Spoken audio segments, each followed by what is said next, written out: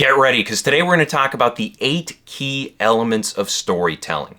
And this is one of my favorite topics in all of writing. It's something I did a video on a couple years ago. Some of you might remember that I did the 10 core elements of stories.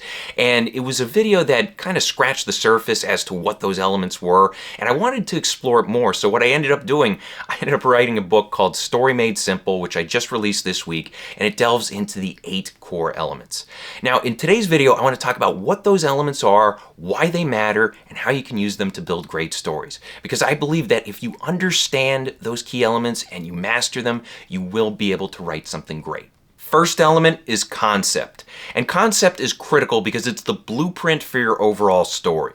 When we're thinking about concept, we're thinking about coming up with different ideas and then combining those ideas in unexpected ways. Ideally, we want to get something that is fresh and original, something that just lights our mind on fire and sets the writing process in motion. Another thing to keep in mind with concept is style. Style is the writer's own personal touch. It's how they influence that blueprint in unique ways. And it's something that you can have a lot of fun with. And 2 key things to keep in mind here with style are tone and mood.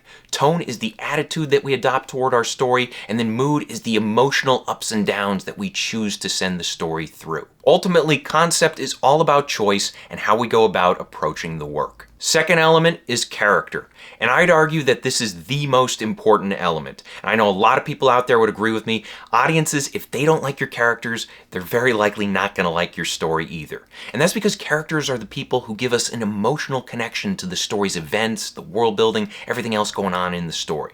That's why we want to have characters who are engaging and realistic and, if possible, likable and relatable. But it's most important that these characters are engaging and realistic and they take us on internal journeys that matter. Third element is world building. And this is a critical element. A lot of people underestimate it or they just shove it aside. They say, oh, well, I'm not writing sci-fi or fantasy or historical fiction, so world building doesn't really matter. But it does matter to every type of story out there, even if you're writing something contemporary that takes place today or takes place in your living room or whatever it is. World building includes things like setting, lore, atmosphere, and the rules within your story world.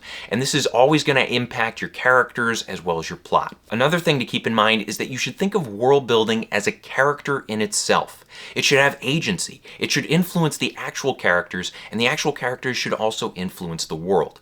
We want our world to be active. We want it to cause problems for our characters and also at times act as an ally to the characters. Fourth element is theme. Oftentimes people say theme is the message at the heart of the story, but I think that's a lazy approach to theme. I think there are better ways of going about it, and I came up with 3 in my book, and the first one is to think of theme as a question that the story raises, a question that must be answered over the course of the narrative. Then the second way of approaching theme is thinking of it as this unifying idea. It draws in the other elements. It decides what's relevant, which characters belong in the story, what scenes need to stay, what subplots belong, things like that. And then finally, the last way of approaching theme is thinking of it as a lesson that characters learn over the course of the story. As they go on these internal journeys, eventually they're going to learn something. Maybe it's a hard lesson or it's a good lesson, whatever it is, it's going to connect to the story's theme. Fifth element is plot, and this includes the events that take place over the course of the narrative. And these events are fueled by conflict. Conflict is what happens when we have 2 opposing sides. 2 sides want something, they battle over it, and then there's a back and forth, and it's driven by cause and effect, action and reaction until the plot reaches its conclusion. Another thing to remember with plot is that it's an external representation of a character's inner journey. We talked about how characters go on these internal journeys. They overcome their flaws, they overcome their lies, they learn lessons.